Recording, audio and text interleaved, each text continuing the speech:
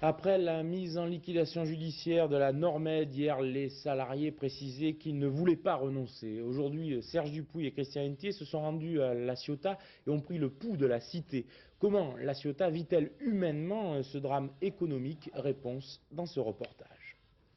Ce matin à La Ciotat, la population était triste, la plupart des commerçants également. Vides étaient les terrasses des restaurants et mélancoliques les cafetiers. Exemple, celui-ci qui, malgré son sourire, a vu considérablement baisser sa clientèle depuis quelques années. Avant, c'était un bar que vous ne pouvez pas rentrer. Il y avait plein de monde, surtout pas à ces heures-ci, puisqu'on attendait la sortie de midi. Et de midi à 2 heures, c'était plein. Et aujourd'hui? Et aujourd'hui, ouais, d'abord vous avez un aperçu, vous voyez, il n'y a presque plus personne. Hein. Puisque c'est un coin ici, ça, pour ainsi dire, ça fait partie des chantiers. Et ça leur donne mal au cœur de revenir par là, vous voyez. Autre secteur, l'immobilier, qui connaît ici une régression depuis 1982. En outre, peut-on penser que des reventes de biens des employés de la Normed se réalisent? Non, absolument pas. À part les gens qui ont quitté directement La Ciotat, je ne peux pas dire que des gens sont venus me voir affolés me disant bon, ben, parce que vous savez, plus ou moins, les gens, quand ils font des emprunts, il y a des assurances chômage, il y a des assurances sur l'emploi. Donc ces assurances, je pense, automatiquement, elles doivent jouer à l'heure actuelle.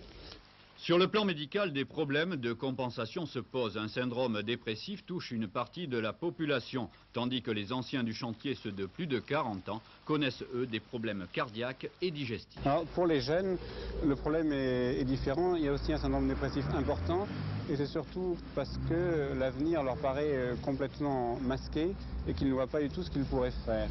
Ils restent à La Ciotat parce qu'en fait ils ne savent pas où aller ailleurs pour trouver de l'emploi vu la situation actuelle et cette vision très noire de leur avenir est une introduction encore plus facile que dans d'autres endroits vers la toxicomanie. Sous le choc donc de la ville industrielle de La Ciotat, néanmoins, aujourd'hui la majorité de la population pense qu'il faut repartir sur de nouvelles bases, pourquoi pas le tourisme. Chantier naval de La Ciotat, longtemps.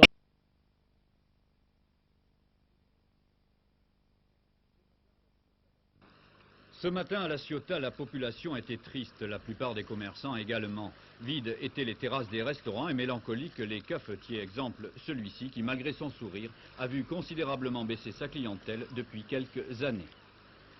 Avant, c'était un bar que vous ne pouvez pas rentrer. Il y avait plein de monde, surtout pas à ces heures-ci, puisqu'on attendait la sortie de midi. Et de midi à 2 heures, c'était plein. Et aujourd'hui? Et aujourd'hui, ouais, d'abord vous avez un aperçu, vous voyez, il n'y a presque plus personne. Hein. Puisque c'est un coin ici, ça, pour ainsi dire, ça fait partie des chantiers. Et ça leur donne mal au cœur de revenir par là, vous voyez. Autre secteur, l'immobilier, qui connaît ici une régression depuis 1982. En outre, peut-on penser que des reventes de biens des employés de la Normed se réalisent? Non, absolument pas. À part les gens qui ont quitté directement La Ciotat, je ne peux pas dire que des gens sont venus me voir affolés me disant bon, ben, parce que vous savez, plus ou moins, les gens, quand ils font des emprunts, il y a des assurances chômage, il y a des assurances sur l'emploi. Donc ces assurances, je pense, automatiquement, elles doivent jouer à l'heure actuelle. Sur le plan médical, des problèmes de compensation se posent. Un syndrome dépressif touche une partie de la population, tandis que les anciens du chantier, ceux de plus de 40 ans, connaissent eux des problèmes cardiaques et digestifs. Alors, pour les jeunes, le problème est différent. Il y a aussi un syndrome dépressif important et c'est surtout parce que l'avenir leur paraît complètement masqué et qu'ils ne voient pas du tout ce qu'ils pourraient faire.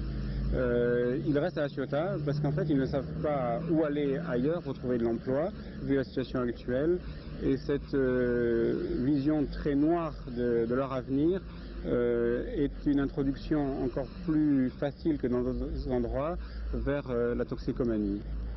Sous le choc donc de la ville industrielle de La Ciotat, néanmoins, aujourd'hui la majorité de la population pense qu'il faut repartir sur de nouvelles bases, pourquoi pas le tourisme.